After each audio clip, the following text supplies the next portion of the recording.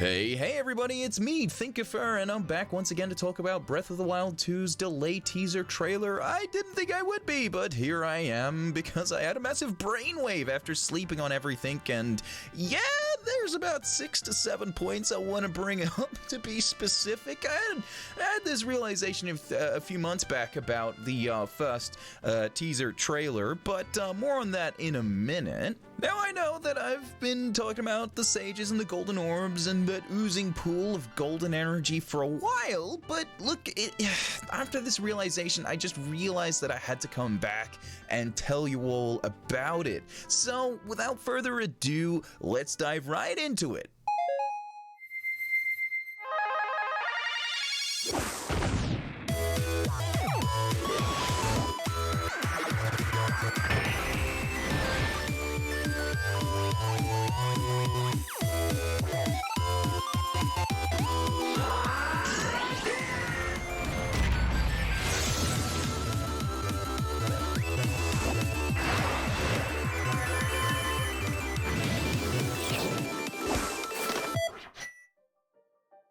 So, we know that Breath of the Wild is a huge game, and we know also that it spans across the ages. Now, I mean this in a historical sense because Breath of the Wild is not a game that is shy from making references to the other titles in the series.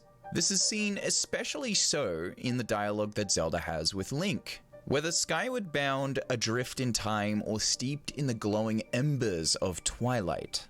That right there tells me that Zelda has knowledge of various other heroes across time and space, however, it's oddly specific. Now, I'm not the first person to make this observation, but the heroes she points out and makes a reference to are oddly specific. Now, if I jump to a conclusion here, and I think I would like to, every single timeline will experience Skyward Sword, right? Yep, cool. Every single timeline will, in a sense, have interacted with the Hero of Time. But there's only one timeline that interacts with the Hero of Twilight. And we know that the Hero of Twilight interacts with the Hero of Time when he's the hero's shade.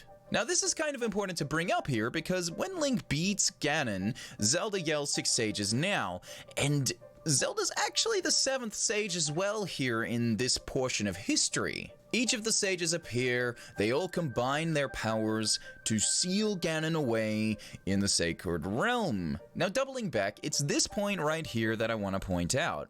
When the sages combine their powers, or simply use their powers, it seems, that they actually just become this ball-like entity of energy. If we just took a key snapshot of the key moments from the delayed teaser and lined them up next to the shot right here of the 6 sages combining their powers, it's pretty interesting. To me, the coloration of the orb that Link interacts with is the same coloration more or less to that of the spirit sage, Nabooru. It's got a little bit of an orangey yellowy kind of tinge, and yes, you could say the same thing here for the Sage of Light to a degree, but it's much more brighter and softer. When you zoom in, it's way more obvious that it's orangey yellowy kind of color compared to that of the Light Sage's more soft color. And initially I thought that it would be the light of Zelda and Hylia, but the thing is, lining up the color with that, it doesn't look the same, and you'll see in a second. So, lining up the shining light of Zelda's power, her sacred powers of Hylia, you can clearly see the colorations are just not the same. So, could we argue that this is Zelda's powers fragmented, or could we argue something else as well on top of this? A different theory in a different direction? This, thinkers, is where we return to the trailer of Breath of the Wild 2 sequel and the sealing chambers of Ganon. Now this will require looking carefully and following my mouse cursor, but look at the different pillars of the room. How many of them are there? If we just look at the smaller pillars, there are 6 of them. If we look at a larger pillar, there's only 1 of them, but if we add them up together, there are 7. Where have we seen all this before? Oh yeah, that's right, here, in Ganon's castle in Ocarina of Time. We got many different pillars, spiky pillars, and if you don't know really what they are, allow me to explain. Each of these pillars, as you can see, hold the markings of each individual sage's medallion. Furthermore, and more to the point, each of these pillars allows Ganondorf from Ocarina of Time to extract the sacred powers or energies of each individual sage. In doing so, it allows him to create a magical barrier for his castle. Now we know that Link from Ocarina of Time had to restore the powers of each sage in every single temple, each sage being somebody that he met along the way and befriended from each of the various tribes all across Hyrule. Now this is where I bring your attention back to this scene. Now I've said this in a previous video already, but this pool of energy and the circle around it and the runic symbols around it that look like runes of power, all of it honestly just, it's too suspicious. This does look like to me a portal to the sacred realm, a pathway to the sacred realm, just like the various pillars we see in Ocarina of Time. Just take a look at this area where the Master Sword resided in Ocarina of Time. I mean, it's clearly, like, not circular, but, I mean, maybe it was too difficult for them to make perfect circles back then, but, I mean, you'd argue that's probably not the case, because clearly you can see nice-looking circles here, and here, and here, and here, but maybe they just made a redesign. It's noteworthy to point out that each of the individual temples of Ocarina of Time do have these similar shapings,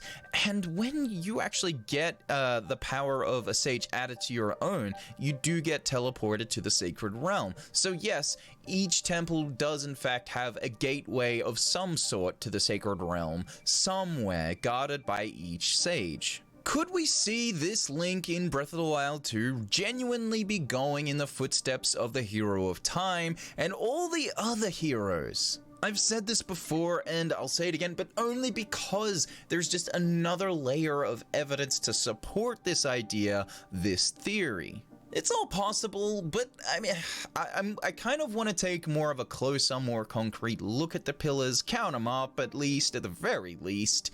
So let's do just that. Alright, so I've got a picture here of the pillars that are surrounding and sealing Ganon. So let's just darken it a little bit and change it all up so that they're a bit more visible. Alright, so now let's count them again. Alright, so there's 6 of them, clearly. Clearly there's 6 of them. Now, there's 6 sages, and we know that in Ganon's castle, there's 6 pillars, and they're using the sacred energy to keep the sages away from Ganon. But, hear me out, what if the Sheikah got this technology, extracted it from his castle debris, and then used it against Ganon to seal him? How would they do that? I mean, they need Zelda's power too, don't they? They need the power of Hylia. Enter this point. Look, we got a 7th pillar up here for the 7th sage, and we know that in Ocarina of Time, it's revealed that Zelda is the 7th sage. And without her and the combined efforts of the 6 other sages, they can't seal Ganon away. Could this theory be wrong, thinkers? I don't know. Could it be right? Again, I don't know. All I'm saying, though, is that there's a lot of really strong evidence to suggest that it could be a thing. All I know is that I've rambled about it for long enough, and honestly, I'd like to know more about what you all think. I like using these videos, again, as a springboard for other people to think about this, and to have their own discussion, and to have a good thought process about it.